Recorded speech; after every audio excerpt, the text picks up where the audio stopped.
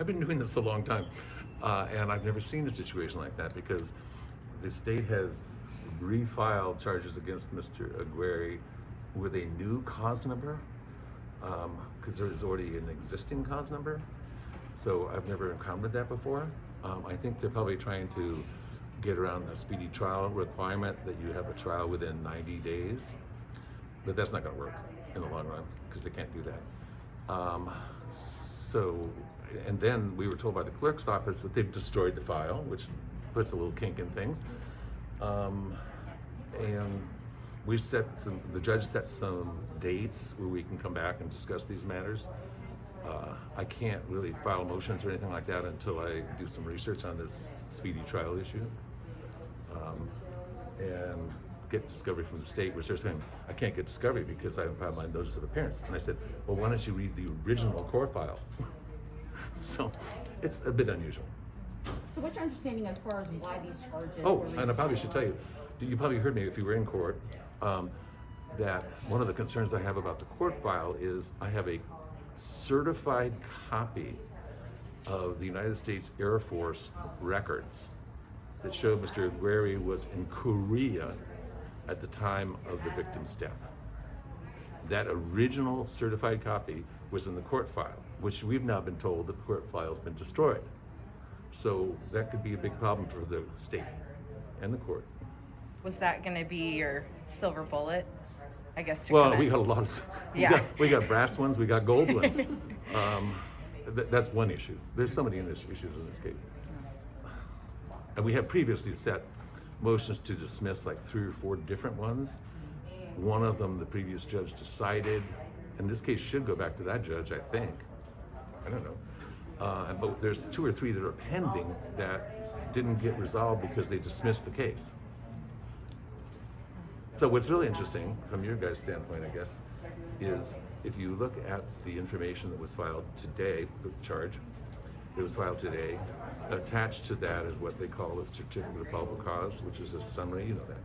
So the certificate of probable cause they filed with the cause number, the 2020 cause number, is the exact same certificate of probable cause they filed in 2015. So if they didn't have evidence to support this case in December of 2017, why do they now? So what are your thoughts on these charges being refiled? Like, why is it being refiled now? Why? Yeah, I don't know. I think they're trying to get around speedy trial. I think there's some suggestion that they have more new lab reports, but they don't mention the lab reports in the certificate of probable cause, and they haven't given them to me. So there were some family members of the victim that stopped and talked to us. They just saying, hey, we just want closure. I guess, are you able to comment to that? That's the family members from the Pasco case, where he was found not guilty in 20 minutes. It's one of my records. Not guilty in 20 minutes.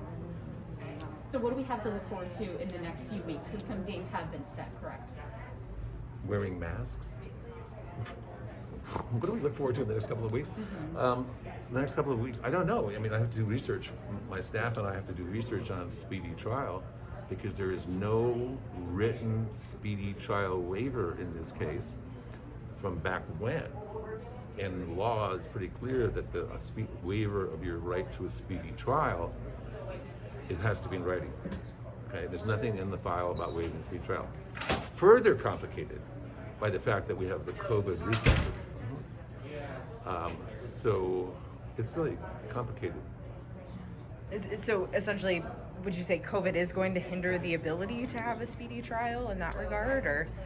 Well, I don't know. A lot of the state in their unnecessarily aggressive stature in this case, apparently the prosecutor said something about the COVID conditions might affect the trial date. I know there are trials going on in King County and Pierce County and Whatcom County and Everett.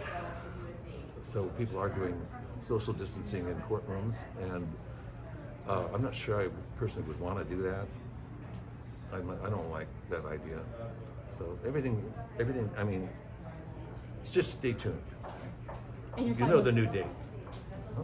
Yeah, and your plan was released on ROR, correct? Oh, of course. I mean, just clearly authorized that in 2015.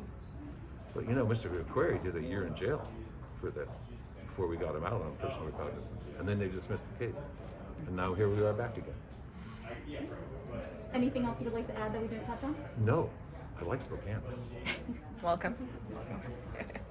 Thank you. Great. Thank Thank you. you so Bye, much. guys.